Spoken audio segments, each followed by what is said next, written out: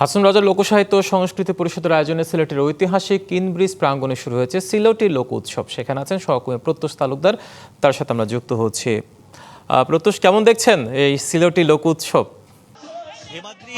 আসলে এই মুহূর্তে যে বিষয়টি এখানে চলছে সেটির কথা আগে বলছি। এখন সিলেটের ঐতিহ্যবাহী অনুষ্ঠান চলছে, যেটি আসলে হবিগঞ্জের চুনারুঘাট থেকে একটি দল এসেছে এবং আসলে সিলেটের বিয়েতে আসলে নানা রকম আনুষ্ঠানিকতা হয়, নানা রকম বিয়ের গীত হয়, ধামাইল নাচ হয়, যেগুলো আসলে বিশ্বব্যাপী সমাদৃত এবং অনেক ঐতিহ্যে পরিপূর্ণ।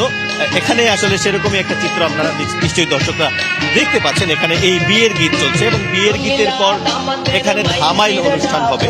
তো বিয়ের নানা ধরনের গীত আছে। এখানকার লোককবি যারা আছেন অনেক পুরনো, তারা কিন্তু নানা সময় নানা ধরনের সেই জীবনধারা অনুযায়ী কিংবা প্রাকৃতিক পারিপার্শ্বিক পরিস্থিতি অনুযায়ী নানা ধরনের রঙ্গরসে ভরা আসলে তারা বিয়ের গীতগুলো রচনা করতেন এবং সেগুলো মিলনাত্মক হতো, কখনো বিরহের হতো।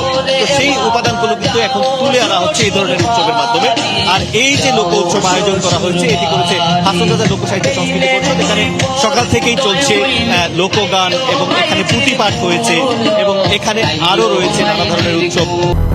200-র বেশি সার্ভিস ও ফিচারে লেনদেনের সব বিকাশ অ্যাপে সম্ভব।